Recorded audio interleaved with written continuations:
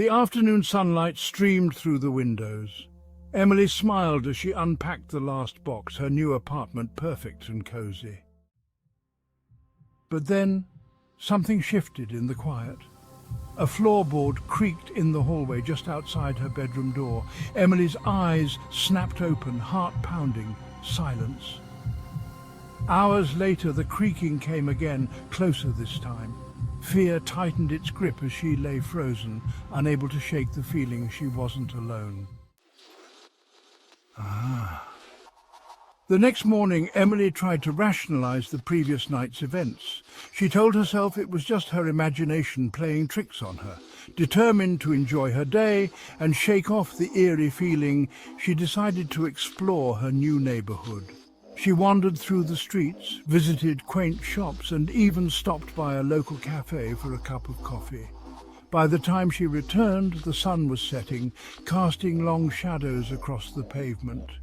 As she unlocked her door, a sudden unease ran down her spine.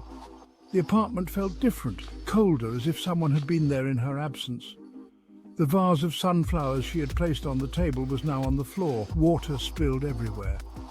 Nightfall brought unsettling sounds, not just the usual creaking of an old building, but faint whispers that seemed to come from the walls themselves. Her fear escalated with each passing minute. Deep down, she knew something was terribly wrong, something she couldn't explain. Emily's peaceful new life had transformed into a nightmare. Each night, the noises grew bolder. One evening, she found a book pulled from the shelf. Driven by desperation, she set up a camera.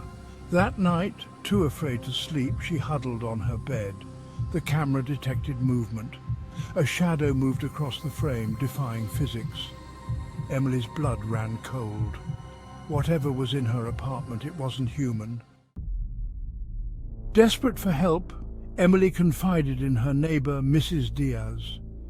Emily had been experiencing strange occurrences in her apartment. Objects moving on their own, eerie whispers in the dead of night, and an overwhelming sense of dread.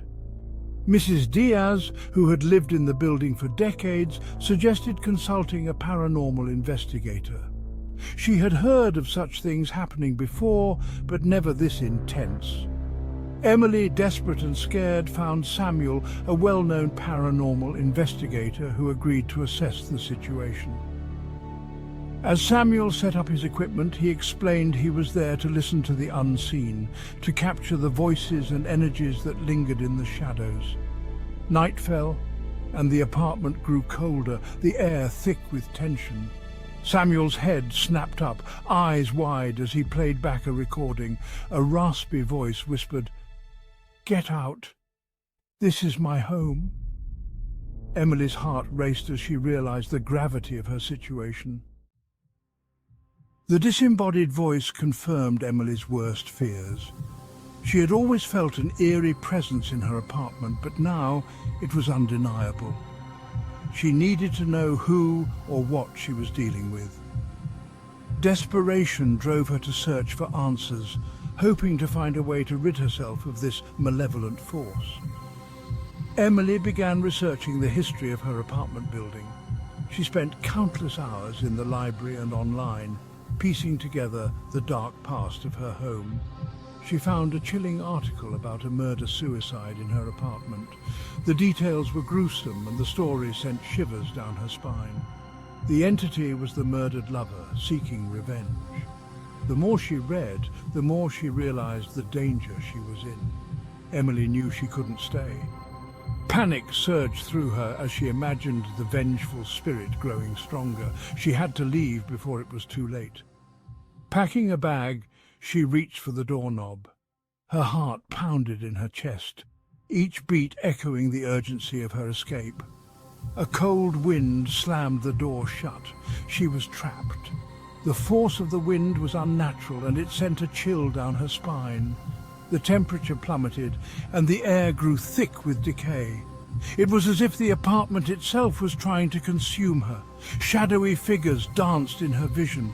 They seemed to mock her, their movements erratic and menacing. Fear propelled her towards the window. It was her only chance of escape, and she had to take it. She threw it open and climbed onto the fire escape. The cold metal bit into her hands, but she didn't care. She was free, or so she thought. The shadowy figure lunged, its touch promising unimaginable pain. Emily recoiled in terror, knowing that her fight for survival was far from over. Emily scrambled down the fire escape, adrenaline coursing through her veins. Reaching the alleyway, she didn't stop running until she was several blocks away. She vowed never to return. The apartment remained vacant, its tragic past forever intertwined with its present. The unseen entity continued to roam, a chilling reminder of the darkness within.